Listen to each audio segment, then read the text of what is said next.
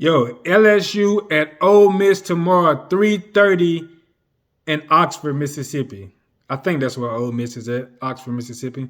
Um, Man, I hadn't made an LSU game video in a minute. You know why? I'm gonna tell you why. Because it's taken a lot out of me just to watch the Tigers because I hadn't seen them. I don't mind. I don't like losing, man. I like to win, but at the same time, it's how you lose. It's how you lose, and they just hadn't looked like the same LSU team. That's how I know the coaching change got to be made right now. Like I said, I like Coach O. I think he'll be a good position coach. But as far as the head coach leading the team out there every week, I don't know if he really got that in him, man.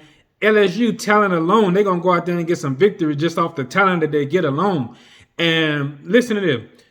Tell me one organization, any football organization that you know, pro or college, that they won 3 championships with 3 straight coaches. 3 straight coaches that won a championship. Matter of fact, we had one coach go to 2 championships, which that was Les Miles. So I'm used to seeing LSU fight, and they not looking like they fighting.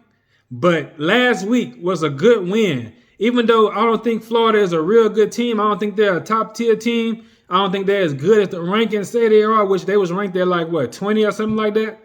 And there was a close game. It was like 49, 45 or something like that. It was a real close game, maybe a 7-point win. But at the same time, LSU missing some of their top players right now. Kayshon Boutte, he went out and he was one of the top receivers in the country. He was leading the country in receiving. And then Derek Stingley was out. That was one of our corners, one of our top corners, one of the best corners in the nation, going to be one of the top picks in the draft. Then Eli Ricks, one of the top corners also, he went down.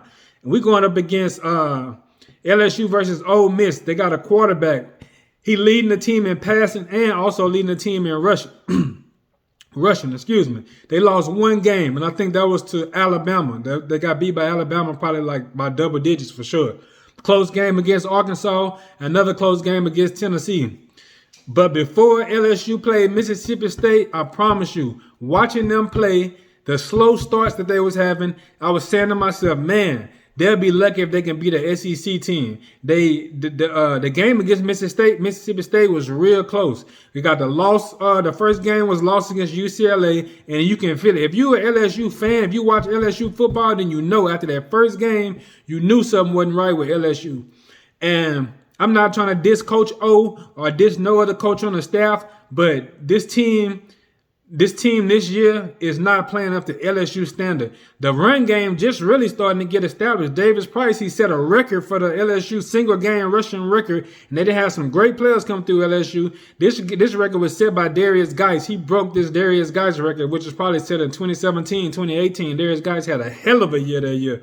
But Coach O, he could have left immediately and went on and do whatever he had to do to another school or wherever he wanted to go, whatever his next job going to be. You know, I wish him the best. I'm pretty sure the school wish him the best. He brought in one of the best college football seasons ever. That 2019 season was one of the best ever. I don't care what nobody say. Better than Bama, better than Clemson. I just got to put it out there. They beat Clemson. Matter of fact, beat Clemson and Alabama going to their championship. Beat Clemson in the championship. Beat Jalen Hurts. I was at the game. They beat Jalen Hurts in the Georgia, not the Georgia Dome, but the new one, the Mercedes-Benz Stadium. Not to be confused with used to be the Mercedes-Benz Superdome in New Orleans where the Saints play at. But I ain't going to go too long. But the game to watch tomorrow, LSU at Ole Miss. LSU going to have to rally the troops. Since Coach O talking about he want to fight, he want to finish out the year, we're going to see what they do tomorrow at Ole Miss in Oxford, Mississippi. Them boys are what, 4-1, I think. They might be 5-1 or 4-1, one of them. But I know LSU 4-3, so that they might be 5-1. I can't see them having that many less games than LSU. But we'll see tomorrow what happens. Is they going to establish the run game, or they going to fall back to what they was doing at the beginning of the year, was slow with everything and slow start. Mac Johnson has picked it up. I'm not going to lie. He got more passing yards than Corral. And I think Corral, the quarterback from Ole Miss, he is a Heisman candidate. Or 1 point or during the year, he was a Heisman candidate. So I'm going to watch that game. I'm going to come back with another video. And like I said, LSU hadn't been looking like LSU. It just took a lot out of me to watch them like that. The only reason why I'm reporting on it right now because Coach O is leaving, and it's been reports about how LSU hadn't been practicing, hadn't had good practices because Coach O been disrupting the practices with different people showing up. But that's a whole nother story. I'm gonna get into that. I'm gonna make another video about the coaching change, who I want to see as a coach, because I already got my eyes on somebody who he was there before. And y'all don't know, a lot of these coaches came through LSU. But I'm gonna get into that in my next video. Tomorrow, 3:30, LSU at Ole Miss. Yeah.